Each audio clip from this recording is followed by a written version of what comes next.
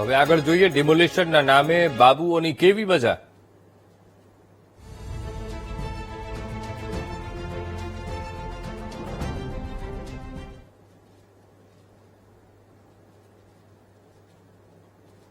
રાજકોટના જંગલેશ્વરમાં ડિમોલિશનમાં નાસ્તા પાણીની જિયાફત પર આરોગ્ય અધિકારીએ સ્પષ્ટતા આપી.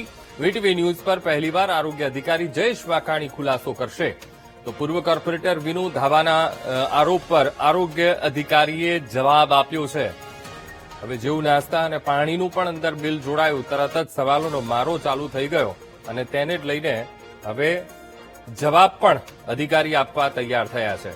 તો આજ મુદ્દે સંવાદદાતા ભાવેશ સોંદરવા આપણી સાથે લાઈવ જોડાઈ ગયા છે. ભાવેશ, જંગલેશ્વરમાં થયેલું ડિમોલેશન, નાસ્તા પાણીની જે જહેફત થઈ અને બિલ જે મુકાયા તેને લઈને હવે આક્ષેપો તો થયા, સવાલો તો થયા, પણ હવે આરોગ્ય અધિકારી સ્પષ્ટતા આપવા માટે આવ્યા છે. શું કહી રહ્યા છે?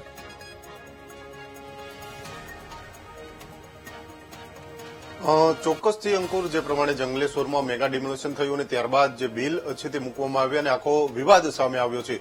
ભાજપના જ નેતા અને પૂર્વ જે કોર્પોરેટર છે વિનુ ધવા દ્વારા આક્ષેપો કરવામાં આવ્યા છે કે આ બિલ ખોટું છે.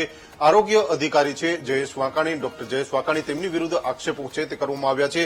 આપણી સાથે ડોક્ટર જયેશ વાકાણી છે, તેમને જ પૂછશું. સાહેબ, નામજોગ ભાજપના નેતા અને પૂર્વ ડેપ્યુટી મેયર રહી ચૂક્યા છે અને કોર્પોરેટર, ગત ટર્મમાં કોર્પોરેટર રહી ચૂક્યા છે, તમારા નામ સાથે આક્ષેપ કરે છે કે આ બિલ ખોટું છે, જયેશ વાકાણી દ્વારા ખોટું કરવામાં આવ્યું છે, આવું જાહેરમાં કહી રહ્યા છે. જી, વાત કરીએ તો શ્રી વિનુભાઈ ગવાને મારી સાથે અંગત શું રાગદ્વેષ છે એ હું જાણતો નથી, પરંતુ એમના તમામ આક્ષેપોના જવાબ આપવા માટે હું બંધાયેલો છું. એ એક સંનિષ્ઠ નાગરિક છે, રાજકોટના નાગરિક છે અને એ આક્ષેપ મૂકી શકે છે. હું દરેક આક્ષેપ જે છે એના જવાબ આપવા માટે એક અધિકારી તરીકે બંધાયેલો છું. સૌપ્રથમ જણાવવા માંગુ છું કે જંગલેશ્વર ડિમોલિશન વખતે આરોગ્ય શાખા હેઠળની ફૂડ શાખાને તમામ રિફ્રેશમેન્ટ ઉપરાંત ભોજનની વ્યવસ્થાની કામગીરી સોંપવામાં આવી હતી.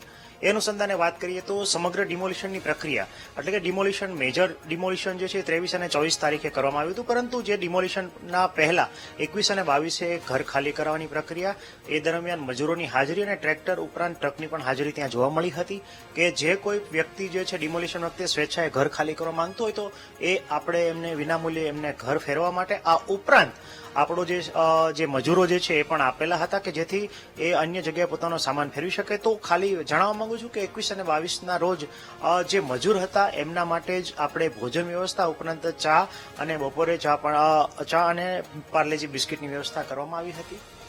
એની સંખ્યા પણ આપને હું જણાવવા માંગુ છું કે 21 તારીખે કુલ 650, ઉપરાંત જોવા જઈએ તો 22 તારીખે જે છે આપણે 400, જે 22 તારીખ છે એમાં 550 લેબર માટે ભોજનની વ્યવસ્થા બપોરની કરવામાં આવી હતી. આ ઉપરાંત 21 તારીખે 1000 જેટલી ચા સવારે અને 800 ચા બપોરે. ઉપરાંત જોવા જઈએ તો 22 તારીખે જે છે કુલ પોલીસ સ્ટાફ ઉપરાંત મળીને કુલ 1800 ચાનું વિતરણ જે છે એ સ્થળ ઉપર કરવામાં આવ્યું હતું. મેજર ડિમોલિશનની કાર્યવાહી જે છે એ આપણે વાત કરી કે 23 અને 24 તારીખે કરવામાં આવી હતી. ત્યારે સંપૂર્ણ પોલીસ કાફલો જે છે, આ ઉપરાંત આરએમસીના જે વર્ગ 1 થી માંડીને વર્ગ 4 સુધીના કર્મચારીઓ, જેમાં વાત કરીએ તો માનનીય નાયબ કમિશનરથી માંડીને આસિસ્ટન્ટ કમિશનર, સિટી એન્જિનિયર, આ ઉપરાંત જે મેનેજર શ્રી, આ ઉપરાંત અન્ય વિભાગના હેડ ઓફ ધ ડિપાર્ટમેન્ટ અને એમની નીચે આવતા ડેપ્યુટી એન્જિનિયર, આસિસ્ટન્ટ એન્જિનિયર અને એમની નીચે આવતા વહીવટી તેમજ ટેકનિકલ સ્ટાફ જે છે એમના ઓર્ડર મુજબ જે છે હાજર રહ્યા હતા. આમાં મેજર જે કોન્ટ્રીબ્યુશન હતું, આ સમગ્ર પ્રક્રિયા 7 ઝોનમાં ડિવાઈડ કરવામાં આવી હતી. આ 7 ઝોનની વાત કરીએ તો આ તમામ કર્મચારીઓ ઉપરાંત મેડિકલની ટીમ, ફાયરની ટીમ, આ ઉપરાંત જે જોવા જઈએ તો પીજીવીસીએલ અને ગુજરાત ગેસ સહિતનો સ્ટાફ અને રામનપાના રોશની બ્રાન્ચ અથવા વોટરવર્ક શાખા અને મિકેનિકલ, એટલે કે સાથે સાથે જોવા જઈએ તો વર્કશોપ શાખાના પણ કર્મચારીઓ હતા. ઇનકેસ કોઈ ડિમોલિશન દરમિયાન સામાન્ય પ્રોબ્લેમ પણ થાય તો એ તાત્કાલિક સ્થળ ઉપર જેનો નિકાલ થાય, આ તમામ સ્ટાફ જે છે ઓન ધ સ્પોટ હાજર હતા. વાત કરીએ તો ઝોન વાઇઝ સમગ્ર સ્ટાફની જે સંખ્યા જે છે એ વાત કરું તો ઝોન 1માં 550 ઉપરાંતનો સ્ટાફ હતો, ઝોન 2માં 405 ઉપરાંતનો સ્ટાફ હતો, ઝોન 3માં 305 ઉપરાંતનો સ્ટાફ, 350 ઉપરાંતનો સ્ટાફ હતો, ઝોન 4માં 250 પ્લસ, ઝોન 5માં 280 પ્લસ અને ઝોન 6 340 ઉપરાંત ઝોન 7માં 390 ઉપરાંતનો સ્ટાફ, વર્ગ 1 થી માંડીને મજૂર સુધીનો તમામ સ્ટાફ ત્યાં સ્થળ ઉપર હાજર હતો. આ ઉપરાંત 2300 પોલીસ કર્મીઓ, જેમાં રાજકોટ મહાનગરપાલિકાની સુરક્ષા શાખાના પોલીસ કર્મીઓ ઉપરાંત સ્ટેટ રિઝર્વ ફોર્સ ઉપરાંત જે સ્પેશિયલ ફોર્સના માણસો આવ્યા હતા એ અને સ્ટેટમાંથી આવેલા પોલીસ કર્મચારીઓ. આમાં ખાસ કરીને વાત કરીએ તો ડીવાયએસપી ઉપરાંત પીઆઈ, પીએસઆઈ અને નીચેની તમામ કેડરના કર્મચારીઓ અને અધિકારીઓ પોલીસ ડિપાર્ટમેન્ટમાંથી પણ હાજર હતા. અને પોલીસ ડિપાર્ટમેન્ટની અલગ વ્યવસ્થા હતી. એ લોકોનું ફૂડ પાર્સલ જે છે એ વિતરણ પોલીસ વિભાગ દ્વારા થતું હતું. આપણે જે વાત કરીએ તો 2200 કે 2300 જે ફૂડ પાર્સલની એમની આગલા દિવસે ડિમાન્ડ આવી એ મુજબ આપણે ડિસ્ટ્રીબ્યુશન એમના દ્વારા થતું ને રામનપાના તમામ સ્ટાફની જવાબદારી આપણે હતી. આ ઉપરાંત સ્થળ ઉપર ચાની વાત કરીએ તો ચા અને બપોરે ચા પછીને રિફ્રેશમેન્ટની જવાબદારી આપણા ઉપર હતી. આ ઉપરાંત સ્ટેટ હાઈસ્કૂલમાંથી તમામ વાહનો જ્યારે ડિમોલિશન માટે નીકળે ત્યારે પાર્કિંગ સ્થળ ઉપર પણ સવારે 6, 6:30, 7 વાગ્યા સુધી ચાની વ્યવસ્થા જે છે આપણે કરવામાં આવી હતી. જી આટલું મોટા પ્રમાણમાં કર્મચારીઓ હતા, મેગા ડિમોલેશન થયું, બધું સાચી વાત. તમે જે બિલ પણ મૂક્યું સાચી વાત છે. તો સ્ટેન્ડિંગ કમિટી ચેરમેન દ્વારા બિલ કેમ રોકવામાં આવ્યું? સૌથી મોટો પ્રશ્ન અહીંયા થાય છે અને ત્યાંથી જ વિવાદ થયો છે. જી, ખાસ કરીને વાત કરીએ તો સ્ટેન્ડિંગ કમિટીમાં આ બિલ રજૂ કરવામાં આવ્યું હતું. જે બિલમાં સ્પેસિફિકલી જોવા જઈએ તો કાજુ કતરી ઉપરાંત ખજૂર રોલ અને સમોસા ઉપરાંત જોવા જઈએ તો વેફર્સ અને ખમણ અને ચા કોફીનું એક બિલ હતું, જે ખરેખર 25/2/2026 રોજ સવારે 11 વાગે માન્ય કમિશનર સાહેબના અધ્યક્ષસ્થાનમાં જે પ્રેસ કોન્ફરન્સ મળી હતી એનું બિલ હતું. જેના અનુસંધાને જણાવવું કે આનું જે મીડિયામાં ઘણી વખત જે છે નેગેટિવ ફીડબેક આવ્યો કે ભાઈ અધિકારીઓ જે છે એ કાજુ કતરી આરોગતા હતા અને ડિમોલિશન ચાલુ હતું. તો એના અનુસંધાને માન્ય સ્ટેન્ડિંગ કમિટી ચેરમેન સાહેબને થોડુંક આમાં પ્રોબ્લેમ જણાતા એક બિલ પૂરતું જે છે એમણે વિચારાધીન રાખેલું હતું. તમામ બિલો પણ આપણે એમના તમામ આન્સર જે છે આપવા બંધાયેલા છીએ. અમે એની સ્પષ્ટતા કરવા માટે પણ બંધાયેલા છીએ. તો આ એક બિલમાં એમને આ જે આઇટમો લખી હતી અને એના કારણે જે મીડિયામાં જે નેગેટિવ વસ્તુ લખવામાં આવી હતી એના અનુસંધાને એમના દ્વારા આ જે છે વિચારાધીન રાખવામાં આવેલું હતું. હું તમને આ વીટીવીના માધ્યમથી સૌ જનતાને પણ અપીલ કરવા માંગુ છું કે ડિમોલિશન દરમિયાન કોઈ પણ અધિકારી કે કર્મચારી દ્વારા કોઈ પણ પ્રકારનું સ્વીટ જે છે આરોગવામાં નથી આવ્યું. આ આક્ષેપો જે છે તદ્દન પાયાવિહોણા છે. બિલ જે છે એ મૂકવામાં આવ્યું હતું એ પ્રેસ કોન્ફરન્સ માટે, પ્રેસ મીડિયા મિત્રો માટે જે છે સ્પેસિફિકલી આ આયોજન જે છે 25/2 રોજ કરવામાં આવ્યું હતું. કારણ કે મીડિયા મિત્રો દ્વારા સતત 21, 22, 23, 24 સતત અમારું જે મીડિયા કવરેજ જે છે અમને મળ્યું હતું. અમને મીડિયા મિત્રોનો સપોર્ટ પણ મળ્યો હતો. આ ઉપરાંત એમને બિરદાવવા માટે અને જે કામગીરી જે છે એનું સફળ સ્વરૂપ જે છે એ પ્રદર્શિત કરવા માટે જે છે એ પ્રેસ કોન્ફરન્સનું આયોજન હતું. ત્યારે આ સ્પષ્ટ આયોજન કરવામાં આવેલું હતું. બિલ મૂકવામાં આવ્યું, ઓકે, હજુ પાસ નથી, સ્ટેન્ડિંગ કમિટીમાં વિવાદ થયો, પરંતુ ક્યાંક બિલમાં પણ જે વાત કરવામાં આવી રહી છે કે કાજુ કતરી તો 200 થી વધારે રૂપિયાની એક નંગની વાત છે, પાણીની બોટલની વાત છે તો જે પાણીની બોટલ 15 રૂપિયા કે 10 રૂપિયા રહી ગઈ. ખરેખરમાં જે આપણે પાણીની બોટલ લઈએ હોલસેલ ભાવમાં તો 3 રૂપિયા કે 4 રૂપિયા નહીં આવતી. એટલે ક્યાંક કિંમતમાં પણ વિસંગતતા જોવા મળી રહી છે, એવી પણ ચર્ચાઓ ચાલી રહી છે. હું અત્યારે પાણીની બોટલની કોઈ વાત નથી કરી શકતો, કારણ કે જે પાણી વિતરણની વ્યવસ્થા છે સાંસ્કૃતિક વિકાસ વિભાગ કરવામાં આવી હતી. અને જે પાણી વિતરણની જે પાણીની બોટલ જે છે એના રેટ કોન્ટ્રાક્ટ રાજકોટ મહાનગરપાલિકા દ્વારા જ જે છે કરવામાં આવ્યા હતા. એટલે કે આરસીની મંજૂર આઇટમ મુજબ જ જે પાણીની બોટલનો વર્ક ઓર્ડર આપવામાં આવ્યો હતો ને એ મુજબ જ એમનું વિતરણ જે છે થયેલું છે.